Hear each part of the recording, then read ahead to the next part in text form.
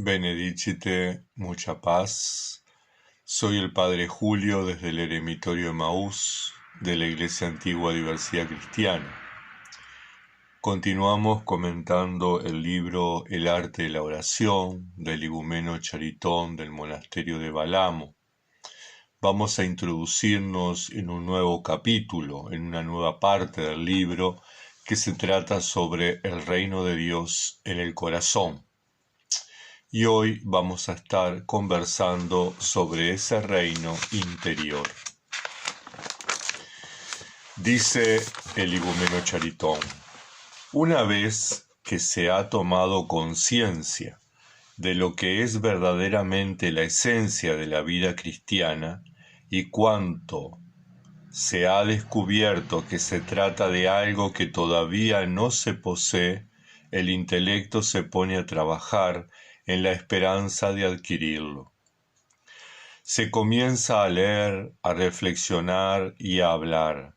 Se llega a comprender que la vida cristiana depende de la unión con el Señor, pero mientras se reflexiona en esta verdad solamente con la inteligencia, ella permanece lejos del corazón y no es de ningún modo sentida. Y por ese hecho no da fruto. Bien, algunas cosas importantes. En primer lugar, la oración de Jesús es para todos los cristianos y no solamente para las monjas o los monjes. Todo el cristianismo, toda persona que se confiesa cristiana está llamada a la práctica de la oración de Jesús, porque San Pablo dijo orad sin cesar, y lo dijo a toda la iglesia, no solo a los monjes y a las monjas. Y el otro aspecto importante es que ser cristiano no es cumplir solamente ritos, no es cumplir solamente prácticas. Ser cristiano es vivir unido al Señor. Por eso es que el igumeno Charitón insiste, se llega a comprender que la vida cristiana depende de la unión con el Señor. Yo puedo rezar muchas oraciones, puedo estar todo el día repitiendo salmos, himnos, cánticos, como dice San Pablo, puedo estar utilizando las devociones o devocionales que propone mi denominación cristiana, pero puede ser una práctica vacía si no estoy unido al Señor, si no estoy en comunión con el Señor. Y los padres esicastas nos proponen, como una forma práctica, ciertamente hay muchas formas de unirse al Señor, pero como una forma muy práctica, muy realista, con logros muy rápidos, es la práctica de la oración de Jesús. Continúa Charitón, planteando que es necesario mirar hacia el interior, poder encontrarnos, poder vernos frente al espejo del alma, frente al espejo interior. En ese momento, dice, el hombre preocupado mira hacia el interior de sí mismo. ¿Qué descubre allí? Un vagabundaje de pensamientos y pasiones en incesante movimiento, un corazón frío y duro, la obstinación y desorientación, la desobediencia, el deseo de hacer todo según la propia voluntad. En una palabra, se descubre interiormente el muy mal estado. Viendo esto, su celo se inflama y pone esfuerzos encarnizados para desarrollar su vida interior, para controlar sus pensamientos y las disposiciones de su corazón. En esta mirada interior, en este volver nuestros ojos hacia el interior, encontramos que resuena en nuestros oídos aquella frase del profeta: rasgad los corazones y no las vestiduras. Encontramos que resuena en nuestros oídos la frase del salmista: dame un corazón contrito. Encontramos que resuena en nuestros oídos aquella frase lapidaria de Jesús: lo que contamina no es lo que entra en el ser humano, sino lo que sale de él, lo que sale de dentro. Encontramos que necesitamos ser sanados. Encontramos que estamos en muy mal estado. Por eso la celda, el monasterio, es como el hospital donde nos recuperamos. Y Jesús es el médico que nos sana. Y la práctica de la oración de Jesús es la medicación, es el ungüento, es el bálsamo que se pone sobre la herida para calmarla. Descubrimos que la casa está en un gran desorden. Descubrimos que hay heridas, que hay rasgaduras, que hay humedades, que hay muebles rotos. Entonces empezamos como a poner un cierto orden. Pero necesitamos tener conciencia de que estamos así. No podemos mirar para el costado. Tenemos que encontrarnos con ese interior desordenado, con ese interior enfermo, con ese interior en mal estado. Porque solamente desde esa experiencia del encuentro con uno mismo, del encuentro con nuestra incapacidad de ser plenamente felices, nuestra incapacidad de estar unificados, vamos a seguir siempre resquebrajados, siempre en ese mal estado. Y entonces Charitón insiste: los consejos que recibe le demuestran la necesidad de velar sobre sí, de vigilar los movimientos interiores del corazón, velar y vigilar. Para no aceptar nada malo, es necesario conservar el recuerdo de Dios. Se pone entonces a la obra para llegar a ese recuerdo, para detener tanto el viento como la marea de sus pensamientos. No puede evitar sus malos sentimientos y sus impulsos malvados, del mismo modo que no puede evitar el mar que no se puede evitar el mal olor de un cadáver. Su intelecto, tal como un pájaro mojado y transido, no puede elevarse hasta el recuerdo de Dios. Es importante velar, es importante vigilar, es importante marchar en la presencia de Dios, emprender ese camino de retorno a la casa del Padre. El hijo pródigo: me pondré en camino y volveré a la casa de mi Padre. Tener esa experiencia de Dios es como el Israel en el desierto, que caminaba de día guiado por la nube, de noche guiado por la columna de fuego. Caminar en la presencia de Dios nos lleva a ese estado de vivir en comunión con Él.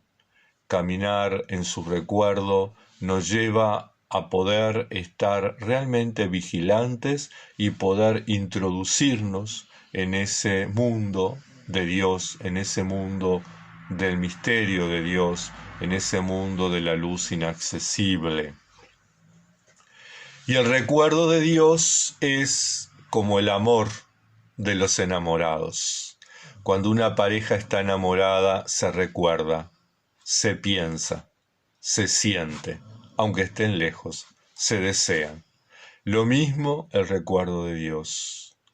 Cuando yo quiero realmente vivir en su presencia, tengo que anteponer todo ese misterio, todo ese amor, todo ese deseo a todas aquellas cosas del mundo, del contexto, del entorno. Y entonces, dice Charitón, ¿qué puede hacer entonces? Sed pacientes, se le dice, y continuad vuestro esfuerzo, como si todo fuera esforzarse, como si todo fuera depender de nosotros. Y insiste, continúa pues, pero en su corazón todo permanece idéntico. Por más que el ser humano se esfuerza, por más que la persona de fe se esfuerza, todo sigue igual en el corazón, todo sigue desordenado, todo sigue con mal olor como con un cadáver, todo sigue enfermo, todo sigue en mal estado. Continúa Charitón. Finalmente encuentra a alguien experimentado que le explica que todo ese desorden proviene de que sus fuerzas íntimas están divididas. El intelecto y el corazón deben estar unidos. Entonces el vagabundaje de los pensamientos se detendrá y habrá encontrado un timonel para dirigir la barca, una palanca gracias a la cual podrá poner en movimiento todo ese mundo interior. Yo aquí insisto mucho siempre en que no es lo mismo la dirección espiritual que la paternidad espiritual. No todas las personas tienen experiencia en la oración de Jesús. No todas las personas tienen experiencia en la vida esicasta. No todas las personas pueden acompañar mediante una paternidad espiritual. Podrán dirigir, podrán guiar, podrán acompañar un proceso de vida cristiana, pero para introducirse en la vida esicasta, para introducirse en la práctica de la oración de Jesús, es necesario practicarla. Y entonces, como dice San Nilo de Sora en su regla, siglo XII, siglo XIII, la escribió y decía: ya no es común encontrar en nuestro entorno padres espirituales. Entonces, pidamos la asistencia del Espíritu Santo. Nosotros en el siglo XXI, ¿qué podremos decir si San Nilo decía en ese momento eso, verdad? Siglo XXI, el siglo de las grandes tecnologías, el siglo del gran consumismo, el siglo del gran individualismo. ¿Cómo conseguir padre espiritual? ¿Cómo conseguir una persona, un padre, una madre que me hable, que me enseñe de la práctica de la oración de Jesús, que me acompañe en ese proceso de entrar en mi interior, de ordenar los pensamientos, de ordenar los sentimientos, de poner en práctica esa técnica para encontrarme con el Señor? Muchas veces desde la dirección espiritual se nos dice: sean pacientes, ya lo van a lograr, la gracia de Dios actúa. Pero no todo es actuación de la gracia de Dios. Una cosa es importante. Cuando yo entro en mi interior y descubro, tomo conciencia de ese desorden, tomo conciencia de ese mal estado, entonces, para que la gracia actúe, necesito ordenar la casa. Es como cuando vienen visitas, nos esforzamos para que nuestra casa esté presentable, ¿verdad? Cuando estamos solos por ahí, bueno, una telaraña en la esquina ayuda a que los mosquitos se enreden y no molesten. El piso sucio, bueno, limpiamos mañana, total, se va a volver a ensuciar. Fregar, bueno, acumulamos y fregamos una vez al día y quedan los platos desordenados. Pero cuando vienen visitas, nos esforzamos para que la casa esté presentable. Tratamos de dar la mejor imagen de nosotros, de personas prolijas, de personas limpias, de personas ordenadas, ¿verdad? Nos esforzamos en tender la cama, nos esforzamos en barrer bajo la alfombra. Bueno, lo mismo es esto. Para que la gracia entre en nosotros tenemos que ordenar la casa, tenemos que limpiarla. Es necesario, de lo contrario, la visita no va a quedarse. Y ahí está el gran punto, la gran incógnita, la respuesta a esa incógnita. ¿Todo es obra de la gracia? No y sí. No todo es obra de la gracia porque yo tengo que predisponerme a recibirla, tengo que estar abierto, pero sí toda la transformación es obra de la gracia. Una vez que yo me abro, la gracia entra y ya actúa y hace que todo se ordene. La oración de Jesús, entonces, es como esa llave que hace que abramos la puerta a la gracia. Dice Charitón, pero ¿cómo unir el intelecto y el corazón? Tomad el hábito de pronunciar esta oración. Señor Jesucristo, Hijo de Dios, ten piedad de mí, pecador. Poniendo cuidado en mantener siempre la atención del intelecto en el corazón. No solo repetir, no solo la fórmula no es mágica, necesita esa predisposición, esa concentración, esa unificación del ser humano, el intelecto en el corazón, los pensamientos y los sentimientos. Y esta oración, si aprendéis a hacerla bien, dice, o mejor, cuando ella está injertada en vuestro interior, os conducirá al fin que deseáis. Unirá en vosotros el intelecto y el corazón, arrancará vuestros pensamientos de su vagabundaje habitual y dará el poder de dirigir los movimientos de vuestra alma. Y es que la oración de Jesús es la herramienta fundamental, por lo tanto, necesitamos una persona que la haya practicado, alguien que la haya experimentado para que nos entusiasme, para que nos enseñe, para que nos la enseñe a practicar. Muchas personas hablan de la oración de Jesús. De hecho, en el siglo de las tecnologías podemos encontrar en el Google infinidad de tratados sobre la oración constante. En YouTube podemos encontrar infinidad de videos, incluso los míos, sobre la práctica de la oración de Jesús. Pero lo que necesitamos es alguien que nos enseñe a practicarla. ¿Por qué? Porque no todo el mundo nos enseña lo que conviene. No todo el mundo nos enseña lo que corresponde. Muchas veces nos enseñan a quedarnos con la técnica, cerrar los ojos, estar en penumbras, relajarnos, respirar. Cuando inspiro, decir Señor Jesucristo, cuando expiro, ten piedad de mí, pecador. Esa no es la oración de Jesús, eso es técnica. Muchas veces nos enseñan a quedarnos con los efectos naturales.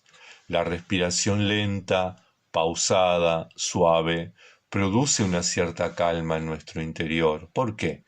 Porque la sangre se oxigena, porque circula mejor, porque nos pacificamos, porque logramos tranquilizarnos.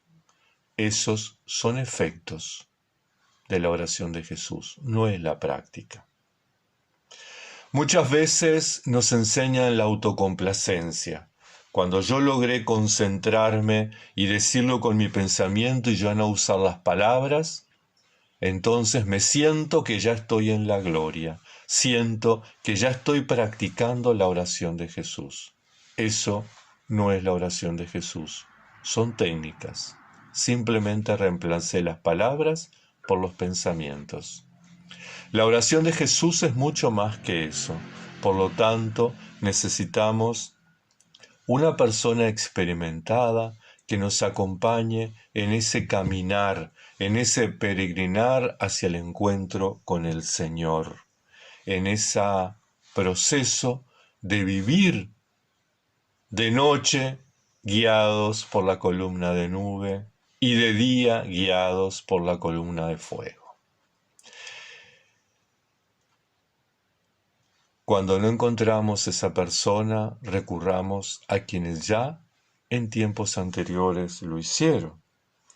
Este libro, El arte de la oración, es realmente un buen instrumento cuando no hay un padre espiritual, una madre espiritual que me acompañe.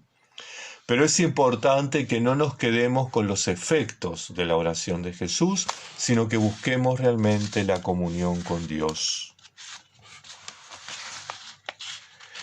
Charitón dice que es necesario pasar de la impotencia a la fuerza. Y dice, si todo va bien, aquel que busca a Dios se decide, después de reflexionar, a abandonar sus distracciones, a vivir en la mortificación, inspirado en esto por el temor de Dios. Distracciones, temor de Dios. Y por su propia conciencia. Distracciones, temor de Dios, conciencia. En respuesta a esta resolución, la gracia, que hasta ese momento no había actuado en él más que desde el exterior, entra en su alma por los sacramentos. La importancia de la vida sacramental. Y la vida sacramental no necesariamente es la frecuencia. Yo puedo confesarme todos los días. Yo puedo revisar mi vida, como les comentaba en video anterior, cada vez que voy a celebrar el oficio divino, 7 veces al día. Yo puedo celebrar la Eucaristía, la Divina Liturgia, la Misa, la Santa Cena, como queramos llamar al misterio, al sacramento de la Eucaristía, todos los días. Sin embargo, eso no hace que la gracia actúe en mí. ¿Por qué? Porque si no estoy abierto, el sacramento no es un mago, no es una obra de magia. El sacramento actúa por sí, pero yo tengo que creer, yo tengo que estar abierto. Entonces, no necesariamente la frecuencia sacramental me abre a la gracia. Y entonces, dice Charetón, y el espíritu de ese hombre, antes débil, ahora está lleno de fuerza. Pero está lleno de fuerza porque se abrió a la gracia, porque tuvo la predisposición, porque puso la llave y abrió la puerta para que las distracciones desaparecieran, para que el temor de Dios, la veneración, el respeto se instalaran, para tomar conciencia de sí mismo y aprender a discernir y ayudarse con la vida sacramental. Dice Charitón, a partir de entonces adquiere el discernimiento y la libertad interior, comienza a llevar una vida interior de presencia de Dios, una vida verdaderamente libre, conforme a la razón y dirigida desde el interior. La libertad se instala en uno, la libertad que no es otra cosa que la presencia de Dios, Dios que actúa, Dios que transforma, Dios que libera, Dios que sana y que salva. La importunidad del alma y del cuerpo y la presión de los acontecimientos exteriores no lo distraen ya, por el contrario, llega a dominarlos bajo la conducción del Espíritu Santo. Gobierna como un autócrata sobre el trono de su corazón y desde allí ordena cómo deben ser organizadas y realizadas las cosas. Esa soberanía comienza desde el instante de su transformación interior, desde la entrada en él de la gracia, pero ella no alcanza inmediatamente toda su perfección. Es un largo camino. Recordemos aquel acontecimiento cuando Jesús rodeado de la gente que quería tirarlo por el barranco, se abre camino y se va entre la gente. Esa actitud de serenidad, esa actitud de autocontrol, eso es la eziquía, el autocontrol, el autodominio, la paz, la sobriedad interior, la certeza de que pase lo que pase, Dios está ahí. Al principio, dice Charitón, esto sucede a menudo, pero no siempre, es a menudo. Un celo lleno de vigor, una atención constante en sí mismo y en su obra espiritual, una sabia paciencia, ayudada por la gracia divina, hacen esos desastres cada vez menos raros. La casa se va ordenando, las heridas se van curando. Finalmente, dice Charitón, el espíritu se hace tan fuerte que los ataques de aquellos que anteriormente lo dominaban llegan a ser como un grano de polvo arrojado contra el muro de granito. Qué linda imagen, ¿no? Un granito de polvo arrojado contra un muro de granito que no es otra cosa que Cristo en nosotros. Ese es el combate espiritual. Aquella frase de Mateo que dice: el reino de Dios sufre violencia y los valientes lo conquistan, los valientes lo arrebatan. El combate espiritual es eso, es esa lucha, es ese esfuerzo para que el reino se instale en nuestro corazón, es la lucha para que saquemos de nosotros todo aquello que no es de Dios, todo aquello que nos fue incorporando el mundo. Por eso la fuga mundi, el combate espiritual. Dice Charitón, el espíritu permanece constantemente en sí mismo y en presencia de Dios, y por el poder de Dios su reino es firme y sin turbación. Es que el reino de Dios se instaló, el reino de Dios está, como dice Jesús, dentro de nosotros. Hermanas, hermanos, nos hemos extendido un poquito en este video, pero era necesario finalizar el tema, no dejarlo cortado. Que la Madre de Dios nos proteja, nos acompañe y nos guíe hasta el próximo encuentro y, sobre todo, nos enseñe a practicar este combate espiritual, nos enseñe a abrirnos a la gracia, ella que es la llena de gracia, y nos enseñe a conservar ese reino de Dios dentro de nosotros, como ella conservaba las palabras y los acontecimientos de la vida del Señor.